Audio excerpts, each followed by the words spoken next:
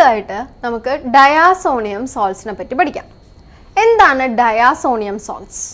ഇപ്പോൾ സോൾട്ട് എന്ന് പറയുമ്പോൾ നമുക്കറിയാവുന്ന പോലെ തന്നെ ഒരു പോസിറ്റീവ് പാർട്ടും നെഗറ്റീവ് പാർട്ടും തമ്മിൽ ജോയിൻ ചെയ്തുണ്ടാകുന്ന ഒന്നാണ് സോൾട്ട്, അല്ലേ?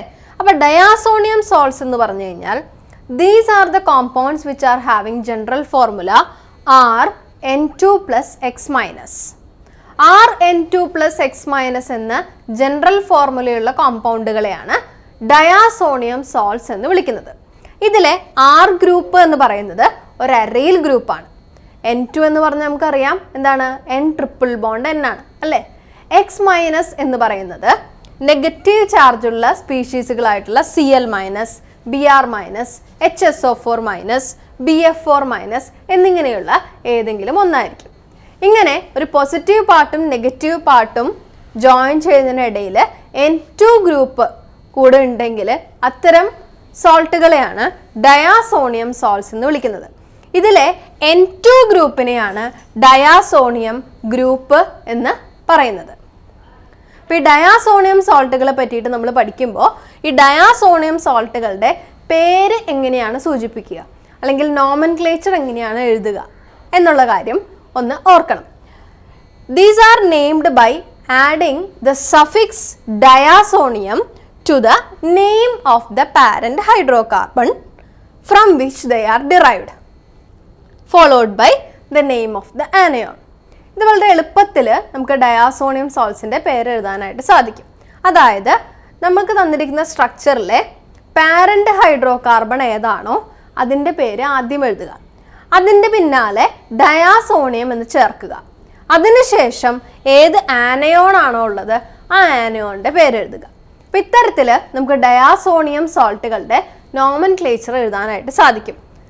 ഒന്നുകൂടെ പറയാം, പാരന്റ് ഹൈഡ്രോകാർബണിൻ്റെ പേര് which is followed by the word diazonium and it is followed by the negatively charged group. ചില ഉദാഹരണങ്ങൾ നോക്കിയാലോ.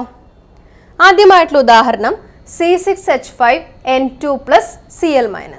ഇവിടെ R ഗ്രൂപ്പിന് പകരമുള്ളതാണ് C6H5, പിന്നീട് N2 ഗ്രൂപ്പ് ഉണ്ട്, പിന്നീട് Cl- ഉണ്ട്. ഇവിടെ N2 ഗ്രൂപ്പിൻ്റെ പ്രസൻസ് ഉള്ളത് കൊണ്ട് തന്നെ എന്താണ്, ഈ കോമ്പൗണ്ട് ഒരു ഡയാസോണിയം സോൾട്ട് ആണ്. അപ്പോൾ C6H5 എന്ന് പറയുമ്പോൾ ഏത് ഹൈഡ്രോകാർബണിൽ നിന്നാണ് ഡിറൈവ് ചെയ്തിരിക്കുന്നത് ഈ ഗ്രൂപ്പ്? ഇത് ബെൻസീൻ എന്ന് പറയുന്ന ഹൈഡ്രോകാർബൺ എന്നാണ്. അതുകൊണ്ട് തന്നെ ഇതിൻ്റെ പേര് ബെൻസീൻ ഡയാസോണിയം ക്ലോറൈഡ് എന്നാണ്. അടുത്തൊരു ഉദാഹരണം നോക്കൂ.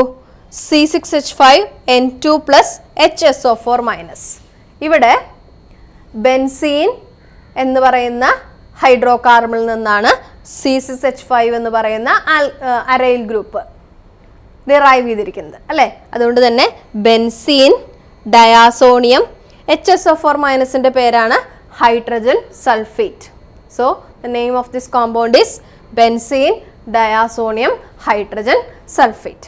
ഇങ്ങനെ ഡയാസോണിയം സോൾട്ടുകളുടെ പേര് നമുക്ക് ഈ ഒരു റൂൾ ഉപയോഗിച്ചുകൊണ്ട് എഴുതാനായിട്ട് സാധിക്കും. ഡയാസോണിയം സോൾട്സിൻ്റെ സ്റ്റെബിലിറ്റിയെ പറ്റി നമ്മൾ എങ്ങനെയാണ് മനസ്സിലാക്കുന്നത്?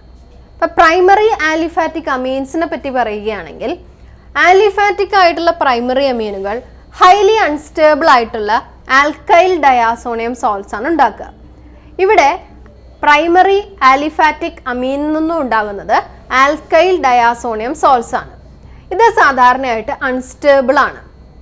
എന്നാൽ ആരോമാറ്റിക് അമീൻസിൻ്റെ കേസിലോ, in the case of primary aromatic amines they form arene diazonium salts. ഇവിടെ ഉണ്ടാകുന്ന ഡയാസോണിയം സോൾട്സ് എന്ന് പറയുന്നത് അരീൻ ഡയാസോണിയം സോൾട്സ് ആണ്, അല്ലേ? എന്താണ് ഇതിൻ്റെ പ്രത്യേകത? These are stable for a short time in solution at low temperatures. ഏകദേശം 0 to 5 ഡിഗ്രി സെൽഷ്യസ് വരെ, അല്ലെങ്കിൽ 273 to 278 കെൽവിൻ ടെമ്പറേച്ചർ വരെ ഈ അരീൻ ഡയാസോണിയം സോൾട്സ് അതിൻ്റെ സൊല്യൂഷനിൽ സ്റ്റേബിൾ ആയിട്ടിരിക്കുന്നു. പിന്നീടാണ് അത് അൺസ്റ്റേബിൾ ആയിട്ട് മാറുന്നത്. എങ്ങനെയാണ് നമുക്ക് ഈ അരീൻ ഡയാസോണിയം സോൾട്സിൻ്റെ സ്റ്റെബിലിറ്റിയെ പറ്റി പറയാനായിട്ട് സാധിക്കുക? അരീൻ ഡയാസോണിയം സോൾട്സിൻ്റെ കേസിൽ അവയുടെ സ്റ്റെബിലിറ്റി എക്സ്പ്ലെയിൻ ചെയ്യുന്നത് അരീൻ ഡയാസോണിയം അയോണിൻ്റെ റെസൊണൻസ് സ്ട്രക്ചേഴ്സിൻ്റെ അടിസ്ഥാനത്തിലാണ്. അപ്പോൾ ഒന്ന് ആലോചിച്ച് നോക്കൂ. Arn2+Cl- എന്നുള്ള ഒരു അരീൻ ഡയാസോണിയം ക്ലോറൈഡ് നമ്മൾ കൺസിഡർ ചെയ്താൽ അതിൽ നിന്നും ഉണ്ടാകുന്ന അയോണാണ് അരീൻ ഡയാസോണിയം അയോൺ അല്ലേ. Ar(N2+) എന്ന് നമുക്ക് റെപ്രസെൻറ്റ് ചെയ്യാനായിട്ട് സാധിക്കും. ഈ തരത്തിലുള്ള അരീൻ ഡയാസോണിയം അയോണിൻ്റെ റെസൊണൻസ് സ്ട്രക്ചേഴ്സ് ഒന്ന് റെപ്രസെൻറ്റ് ചെയ്ത് നോക്കൂ. അതിന് വേണ്ടിയിട്ട് ഇവിടെ ഒരു അരീൻ ഡയാസോണിയം അയോണിനെ റെപ്രസെൻറ്റ് ചെയ്തിട്ടുണ്ട്. അതായത് C6H5N2+. നമുക്കറിയാം N2+ എന്ന് പറയുന്നത് N∧N ആണ്. പ്രത്യേകം ഓർക്കണം, N∧N ആണ്. ഇവിടെ എന്താണ് സംഭവിക്കുക? ബെൻസീൻ റിങ്ങിൽ നിന്നുമുള്ള ഇലക്ട്രോണുകൾ എന്നും കാർബണും തമ്മിലുള്ള ബോണ്ടിലേക്ക് മൈഗ്രേറ്റ് ചെയ്യപ്പെടുന്നു. അപ്പം ഇങ്ങനെ മൈഗ്രേറ്റ് ചെയ്യപ്പെടുന്നതിൻ്റെ ഫലമായിട്ട് N∧Nൽ നിന്നും ഒരു ബോണ്ട് എന്നിലേക്ക് മൈഗ്രേറ്റ് ചെയ്യുന്നു. നമുക്കറിയാം ബോണ്ട് എന്ന് പറഞ്ഞു കഴിഞ്ഞാൽ ഇലക്ട്രോൺസ് ആണ് അല്ലേ. അപ്പോൾ ഇവിടെ ഇലക്ട്രോൺസിൻ്റെ മൈഗ്രേഷൻ സംഭവിക്കുമ്പോൾ ഏത് നൈട്രജനിലേക്കാണോ ഇലക്ട്രോൺസ് എത്തിയത് അവിടെ ഒരു നെഗറ്റീവ് ചാർജ് ക്രിയേറ്റ് ചെയ്യപ്പെടുന്നു. എന്നാൽ ബെൻസീൻ റിങ്ങിലോ ഏത് കാർബണിൽ നിന്നാണോ ബോണ്ട് മൈഗ്രേറ്റ് ചെയ്തത് അവിടെ പോസിറ്റീവ് ചാർജ് ഫോം ചെയ്യുന്നു. പിന്നീട് ഈ പോസിറ്റീവ് ചാർജിലേക്ക് തൊട്ടടുത്ത ബോണ്ട് മൈഗ്രേറ്റ് ചെയ്യുന്നു. ഇങ്ങനെ ഇത്തരത്തിൽ ബോണ്ടുകൾ മൈഗ്രേറ്റ് ചെയ്യപ്പെടുന്നു. ഏത് ബോണ്ടുകളാണ് മൈഗ്രേറ്റ് ചെയ്യപ്പെടുന്നത്? ബെൻസീൻ റിങ്ങിലുള്ള ബോണ്ടുകൾ മൈഗ്രേറ്റ് ചെയ്യുകയും അങ്ങനെ ഇവിടെ പോസിറ്റീവ് ചാർജുകൾ ഉണ്ടാവുകയും ചെയ്യുന്നു അല്ലേ.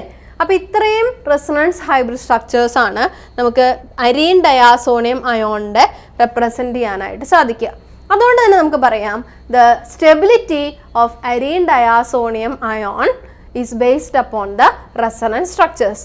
നമ്മൾ ചെറിയ ക്ലാസ്സുകളിൽ പഠിച്ചിട്ടുള്ള പോലെ തന്നെ നമ്പർ ഓഫ് റെസൊണൻസ് സ്ട്രക്ചേഴ്സ് കൂടുന്തോറും അവയുടെ സ്റ്റെബിലിറ്റിയും കൂടും അല്ലേ. അപ്പോൾ അതുകൊണ്ട് തന്നെ അരീൻ ഡയാസോണിയം സോൾട്ട്സ് അതിൻ്റെ ലോവർ ടെമ്പറേച്ചറിൽ ഏകദേശം 0 to 5 degree Celsius ടെമ്പറേച്ചറിൽ സൊല്യൂഷൻ ഫോമിൽ അത് സ്റ്റേബിൾ ആണ്. അപ്പോൾ എന്താണ് ഈ സ്റ്റെബിലിറ്റി കാരണം? The stability of arene diazonium salt is due to the dispersal of the positive charge over the benzene ring. Benzene റിങ്ങിലുള്ള ഈ പോസിറ്റീവ് ചാർജിൻ്റെ ഡിസ്പേഴ്സലാണ് അതിൻ്റെ സ്റ്റെബിലിറ്റിക്ക് കാരണം.